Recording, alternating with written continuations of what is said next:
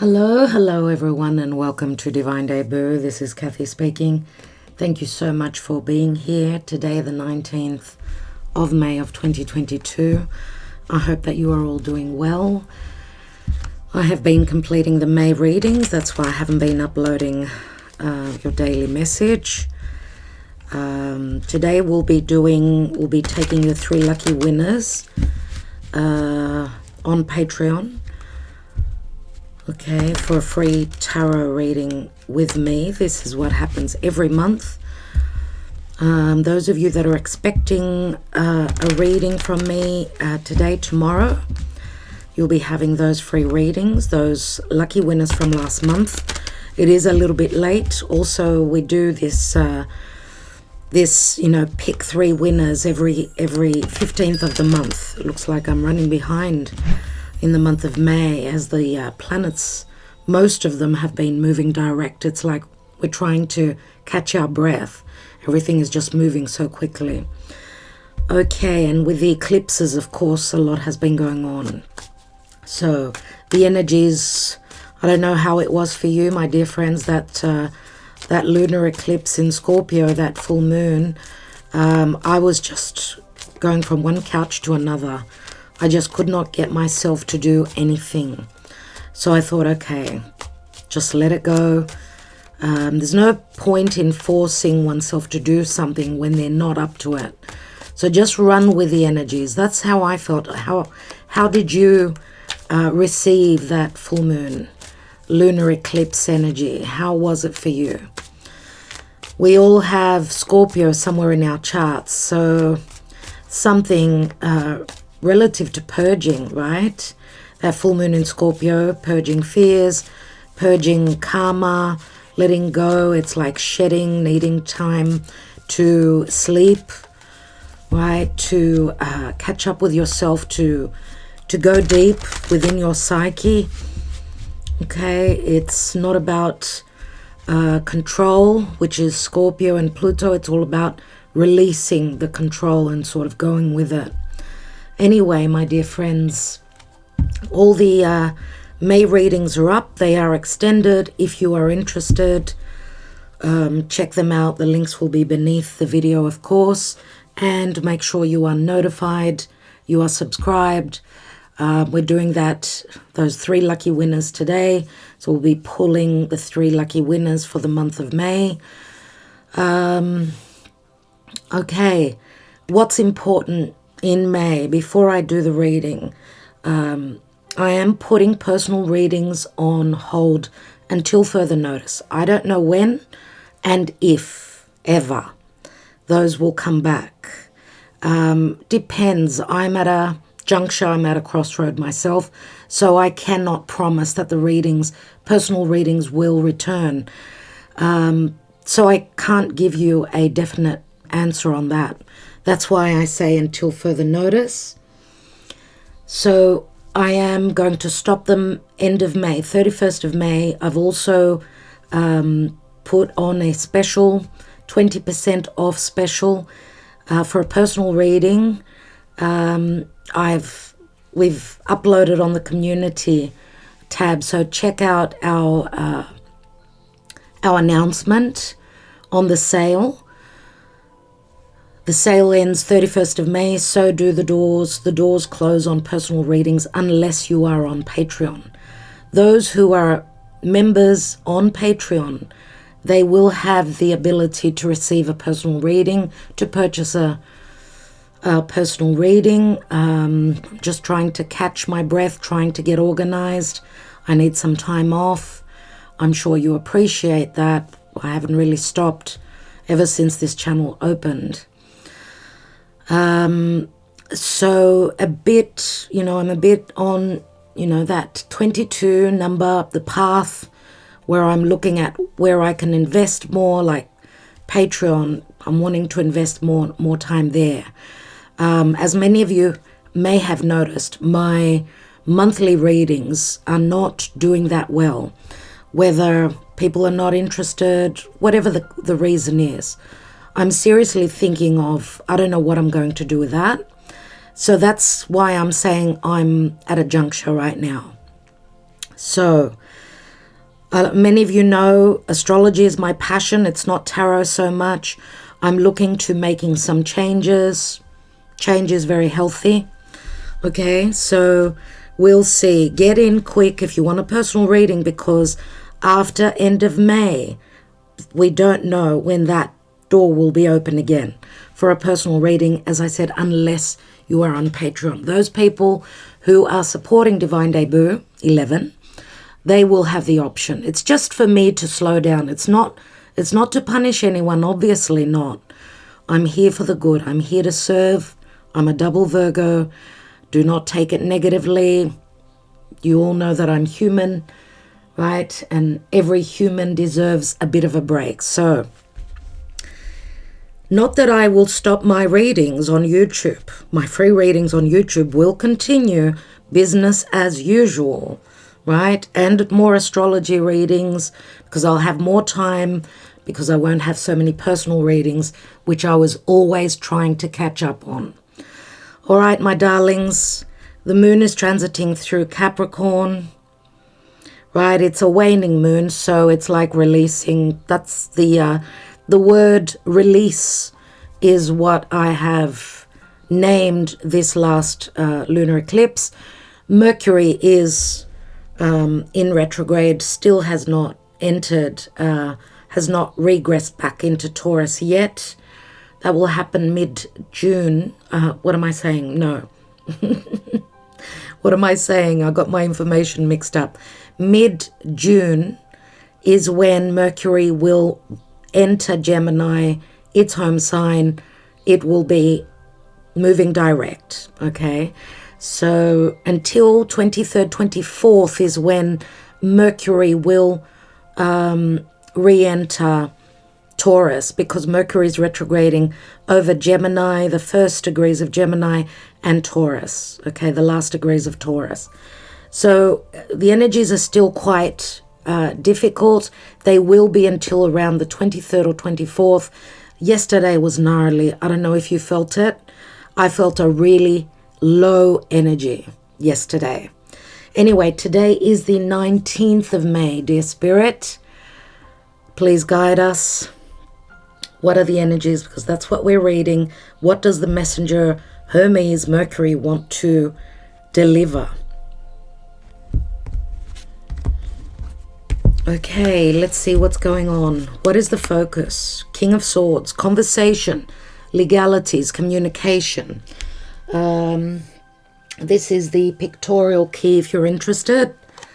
The Pictorial Key Tarot by David Corsi. Okay, so something legal, some truths coming through. This is like being detached, seeing things from using your ingenious mind. It's the Aquarius energy for me. The King of Swords could be for many of you other signs, of course, but more potent is Aquarius. And remember that Saturn is moving through Aquarius, and Saturn was sort of at the peak, right, squaring over to the two nodes, right, North Node, let's say in Taurus, and South Node in Scorpio. Saturn was at a T-square, so all the pressure was on Saturn. Saturn in Aquarius, which is its home, right, but it's a more detached, it's a lighter weight Saturn, because Saturn normally rules Capricorn, right, and that's where it's heavy. It's heavy, it's like lead, but there's more bounce to Saturn in Aquarius. It's like we've got Saturn, hello Agape, welcome. We've got Saturn together with Uranus, because Uranus is the modern ruler of Aquarius. So it's not like, dealing only with old things, with being stuck, conservative, feeling a sense of a lack of freedom, which is Aquarius, right? Something holding us back from moving towards our future. Is it the law? Saturn can be the law, can be the general of the army. So he can be quite strict. He's a strict teacher. Agape, you could sit next to me, darling. But yeah, he was like in a T-square. So what we need to do is let go of that. Love persists. as I always say with her. Okay, Agape, you are distracting. So I was just saying something. Do you mind? Stay down. I was saying that, yeah, the focus is Saturn. That's where the restrictions are. Third time, three times is enough. Come on. Come on, love. So the thing is to focus on Leo, the sign opposite Aquarius. And Leo is fun. It's creativity. It's flirtation. It's like getting out there, being up on stage. It's not so much about waiting on a group that you're dealing with, right? Saturn is groups and associations. It's not about that. It's not about creating or shedding, let's say, or dealing with any karmic situation. It's that you're in the lead. You should take the lead and not expect everyone else to be ready to create something, right? Within a group. It's more about taking leadership, but also taking a risk. That's what Leo is, and coming from a place of heart, not from a place of mind, which is Aquarius. The Emperor, two very similar energies. Now, of course, it could be two different people. The Emperor here, and I was just talking about Leo. The Emperor is wearing a birthday, a Christmas, Father Christmas suit. Why did I say birthday? Oh my God, maybe it's someone's birthday today, a significant birthday, I don't know. But we see that he's wearing the Santa Claus outfit, even though he's very, very cold, just very similar to the King of Swords. We know that the Emperor is Aries and Jupiter's in Aries, Venus is in Aries. We are expecting 25th of May, we're expecting Mars to come home to Aries, which will sort of jumpstart, those initiations. That cardinal fire will be all about jumping forward, leaping forward, ready to start things without thinking too much, right? So we know that the Emperor is all about securities. Security could be in anything, could be in love, could be in work, could be in family, could be with a home, could be anything at all that you are dealing with. So we've got Aries here, but he looks so much like the King of Swords. Very cold, right? Very detached. We know that this is someone very fiery, can be aggressive, can be all about leadership. Yes, Aries. I do see the Emperor many times as Capricorn, very similar. So if we're talking about Capricorn and Aquarius, they're both ruled by Saturn. And Saturn was at the 4, right? Saturn, those restrictions, right? So what I see with the Emperor here is that he's got a cold exterior, but within, internally, he's on fire. He has strong desires, which he's not letting them come through. I don't know if this is what will be communicated. Some truths could be coming through, or someone's they're wearing a mask. They're hiding their desires. They're holding them back because they've got a persona, they've got a name, right? Whatever that is.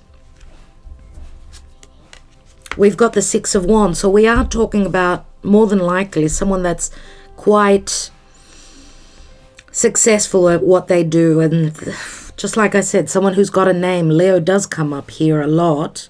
So we've got Aquarius, Leo. It's all about Saturn and these eclipses. It's time to let go. Let go of the fears. I mean, that lunar eclipse, which we're still in the energies of, my dear friends. And please remember that when we have eclipses on those fixed signs are stable. They don't want change. They don't go with change well.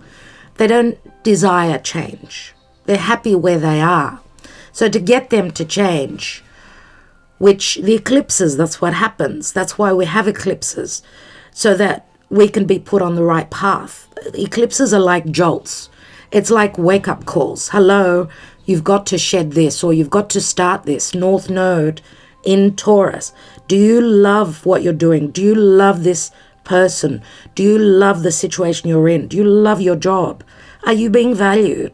Are you being paid enough for the work you're putting in whatever you are dealing with? And the South Node, Scorpio. Let go of fear, purge, let it go, shed that old karma that's holding you back.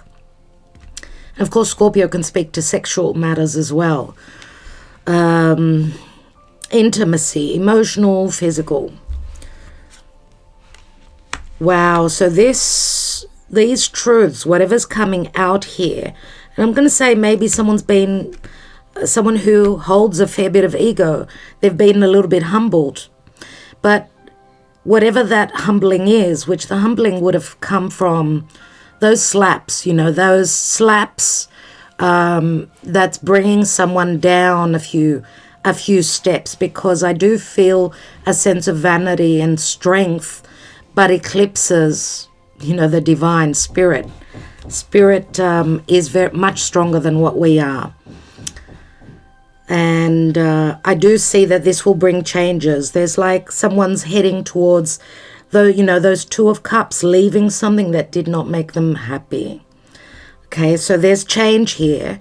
There's also spiritual growth that I see with the Eight of Cups. This could be a physical journey as well, but it's also emotional. Remember, lunar eclipses are more emotional. We do see the full moon up there. So lots of changes, right? So we go from the 6 to the 8. 6 is the Lovers, so it could be a decision.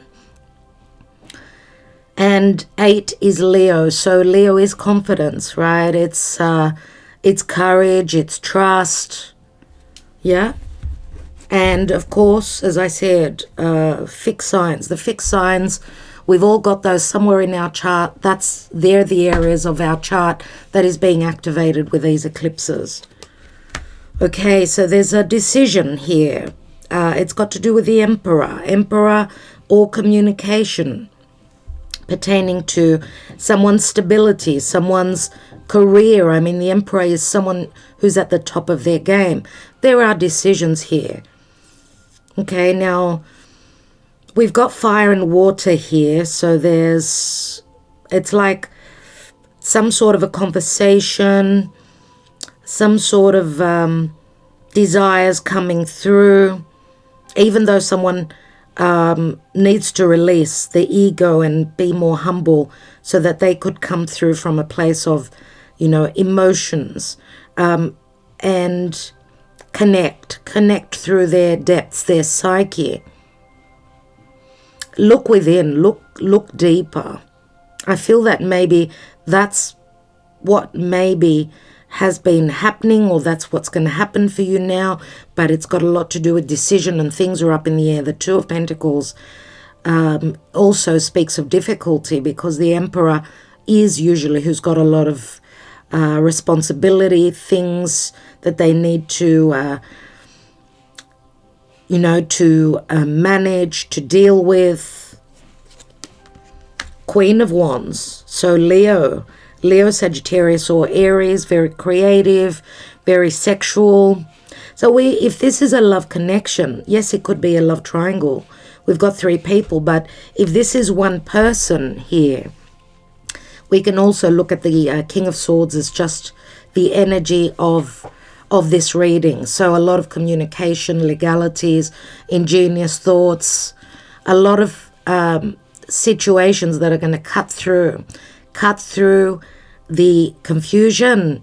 We do have a butterfly here, which does speak to that Plutonian Scorpio energy. So information that's coming in to transform, and also what is it that we're letting go of and sort of being lighter for it.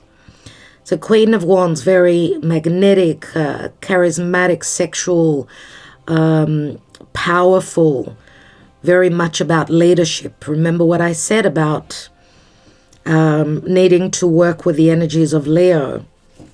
So there could be a very strong sexual connection here, but the divine masculine is not showing.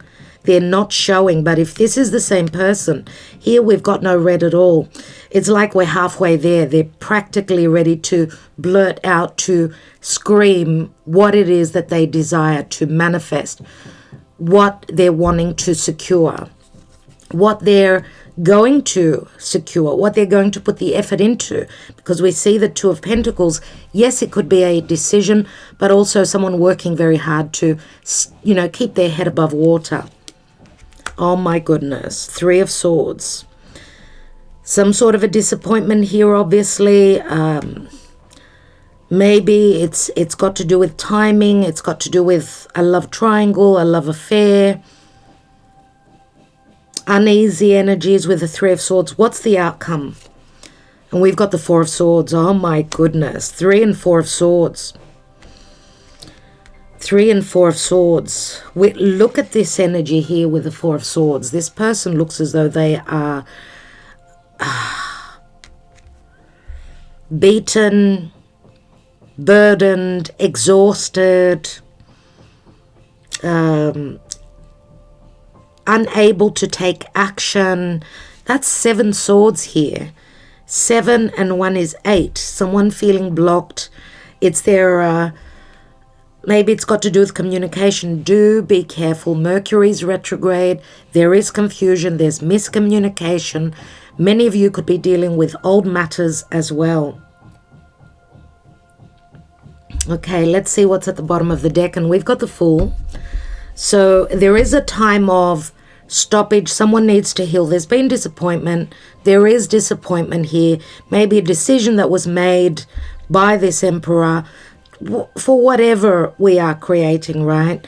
There is a disappointment, or there's other people that are in someone's way, in your way, that are in the story. Someone needs to let go. The warrior needs to slow down, to process, to think, to catch up with their thoughts.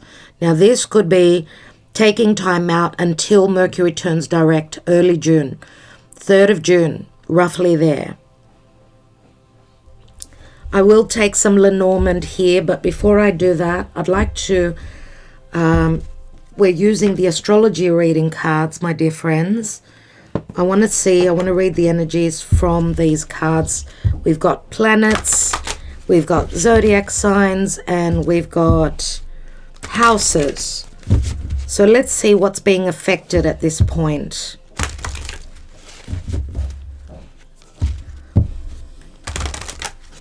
What is it that we need to know? 19th, we've got Gemini. The energy is communicative, mischievous, lively, witty, and informative. Stimulating exchange is possible, exactly. But where will this get us? I mean, Gemini is about decisions, right? This is like we've got a zodiac sign. This is like someone needing to make a decision to move forward, to communicate, to decide, to choose between two people, two situations, to decide whether they will collaborate, even if this is a partnership. We've got Libra, so we've got a lot of air. Libra. This energy is diplomatic and gracious. It seeks harmony and balance in relationships. So yes, decisions, communications, of course, could be also confusion, right? Because Gemini, where Mercury is retrograding, Gemini is like very youthful energy, but also someone's using their logic. Gemini is the left side of the brain. Now, Libra is partnerships, of course, balance, justice. Libra is Venus. So we've got Mercury, Venus here, in actual fact. Is someone using diplomacy here, or are they being stone cold, raw, and with their truth? It will be different for each of you, of course. We do have the Fool there, and the Fool is starting a new journey, and I do feel that with Mars on the 25th of May, when he will enter Aries, even though things are already happening now. And with Venus having been on Chiron, we've been looking at that open wound, self-worth issues pertaining to love, instigating new beginnings, having the courage to overcome any disappointments, any steps having moved backwards. So it's like a 2 steps forward, 1 step back energy. Let's take one more. So we've got Gemini and Libra. Libra is cardinal, Gemini is mutable. So possibly someone trying to fit into their environment, to stretch themselves thin, trying to be able to collaborate, to decide. Libra is all about balance. So it's, yes, Venus. It's an Libra ruled by Venus, is an ethereal sort of Venus, right? Let's take a planet card here. And we've got Chiron, yeah. Yep, Chiron, obviously. Your healing power, empathy, and ability to teach or learn remedies. Looking for a way to heal that open wound, right? Chiron is self-worth issues. It's an open wound. And wow, it's like I've sort of connected this Chiron in Libra. This is like the mice card in the Lenormand, which someone feels as though time is running out. They're unable to fix something, to make a move. I mean, there's unhealthy situations here, other people as well, a sense of loss.